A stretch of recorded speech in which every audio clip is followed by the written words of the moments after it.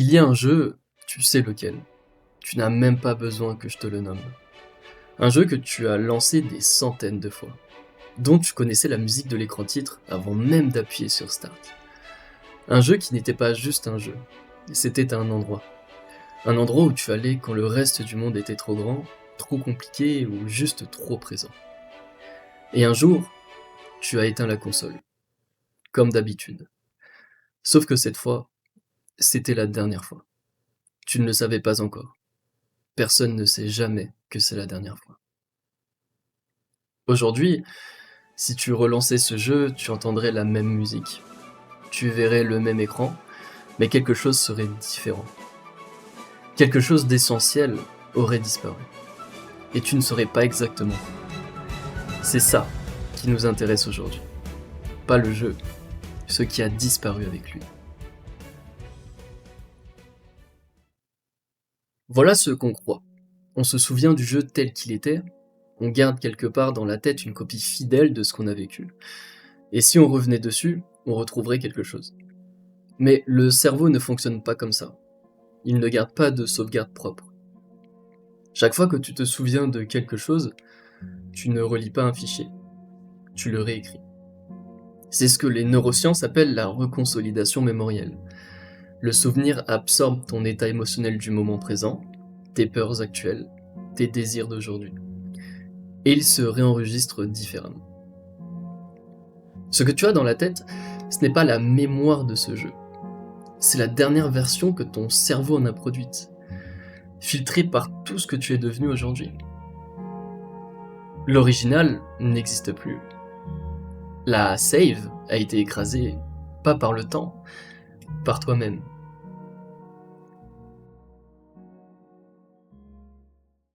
Henri Bergson était un philosophe du début du XXe siècle qui a passé sa carrière à réfléchir au temps. Et il avait compris quelque chose que les jeux vidéo illustrent parfaitement sans le savoir. On distinguait deux façons de vivre le temps. Le temps de l'horloge, mesurable, linéaire, objectif. Et ce qu'il appelait la durée. Le temps tel qu'on le ressent de l'intérieur, qui s'étire ou se contracte selon ce qu'on vit. Quand tu jouais à ce jeu étant gamin, tu ne vivais pas des heures. Tu vivais une durée, une texture particulière d'existence, la concentration totale, l'absence d'enjeu réel, la liberté de recommencer depuis le début sans que ça coûte rien. Cette durée-là, elle n'est pas stockée quelque part. Elle appartient à une version de toi qui n'existe plus. Tu peux relancer le jeu. Tu ne peux pas relancer la conscience que tu avais en le jouant. Dans les jeux vidéo, on peut charger une ancienne partie. Dans la vie, il n'y a pas cette option. Proust, et je promets d'aller plus vite que lui, avait compris une chose fondamentale sur la mémoire. Quand il trempe sa madeleine dans le thé et que le passé lui revient d'un coup, ce n'est pas le passé qui revient.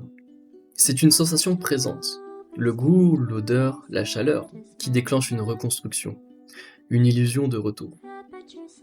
Ta madeleine à toi, c'est peut-être une musique de menu, 8 notes en boucle qui tournent pendant que tu choisis ton personnage. Et d'un coup, tu n'es plus là. Tu es dans une chambre qui n'existe plus, avec une version de toi-même qui n'existe plus non plus. Mais Proust avait compris quelque chose de plus dur. On ne cherche pas à retrouver le passé. On cherche à fuir le présent. La nostalgie n'est pas un regard en arrière. C'est un refus de regarder en face.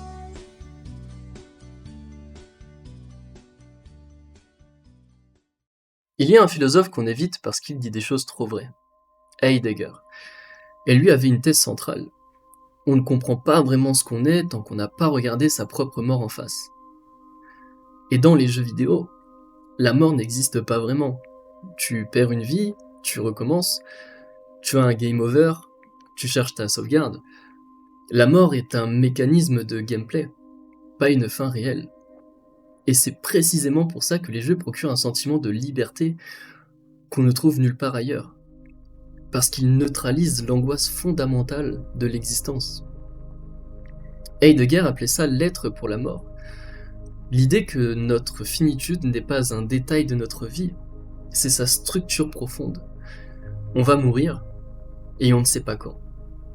Et on passe l'essentiel de notre existence à fuir cette réalité. Les jeux vidéo de l'enfance étaient des espaces où cette fuite était totale. Pas de conséquences réelles, pas de temps qui compte, pas de mort permanente. Grandir, c'est comprendre progressivement que dans la vraie partie, il n'y a pas de sauvegarde. Et la nostalgie de ces jeux, c'est peut-être avant tout la nostalgie d'un temps où on n'avait pas encore compris ça. Il y a une philosophe russe, Svetlana Boym, qui a distingué deux types de nostalgie. Et cette distinction éclaire exactement ce qui se passe dans l'industrie du jeu vidéo aujourd'hui. La nostalgie restauratrice veut reconstruire. Elle croit qu'on peut récupérer quelque chose de perdu. C'est la logique des remasters, des remakes, des reboots. On te vend l'idée que tu vas retrouver ce que tu as ressenti. Graphisme amélioré, même jeu. Comme si le problème avait été la résolution. Mais ce n'est pas ça le problème. La résolution était parfaite. C'est toi qui as changé. La nostalgie réflexive, elle, sait que c'est perdu. Elle n'essaye pas de reconstruire. Elle habite la perte avec lucidité. Elle dit « oui, c'est beau. Oui, c'est fini. » Et cette tristesse-là est juste. L'industrie te vend la première. La sagesse, c'est d'apprendre à vivre avec la seconde. Un remaster ne te rendra jamais tes 12 ans. Arrête de croire que si, c'est déjà une forme de liberté. Alors voilà où on en est. Ce jeu que tu n'arrives pas à oublier, il n'était probablement pas si extraordinaire en soi. Il y en a de bien meilleurs aujourd'hui, techniquement, narrativement, visuellement. Ce qui était extraordinaire, ce n'était pas le jeu, c'était ce que tu apportais au jeu. La disponibilité totale, la capacité à entrer dans un monde imaginaire sans la moitié de ton cerveau qui pense à autre chose, l'absence de responsabilité qui pèse, le temps qui s'étire parce qu'il n'y a rien d'urgent, et souvent, quelqu'un à côté de toi, un frère, un ami, une présence. Ce n'est pas le jeu que tu veux retrouver, c'est cet état, cette façon d'être au monde. Et la vraie question que te pose cette nostalgie n'est pas comment retrouver ce jeu. C'est pourquoi est-ce que je n'arrive plus à être aussi présent dans ce que je vis maintenant. Si tu rallumais cette console ce soir, tu entendrais cette musique. Et tu ressentirais quelque chose, c'est certain. Une forme de douceur mêlée de tristesse. Ce sentiment étrange d'être à la fois là et ailleurs, maintenant et avant. Ce sentiment a un nom, la mélancolie. Et contrairement à ce qu'on croit, ce n'est pas une faiblesse. C'est la preuve que tu as vécu quelque chose qui comptait, que tu as été quelque part, vraiment. Le jeu n'a pas changé. Toi, si. Et c'est exactement ce qui devait arriver. La nostalgie est un mensonge dans le sens où elle te montre quelque chose qui n'existe plus. Mais elle dit une vérité dans ce qu'elle révèle sur toi, sur ce que tu cherches, sur ce qui te manque, sur ce que tu n'as pas encore construit dans ta vie aujourd'hui. Alors, peut-être que la question n'est pas comment revivre ça, mais à quoi ressemblerait ma vie si je pouvais y être aussi pleinement présent qu'à 12 ans devant cet écran.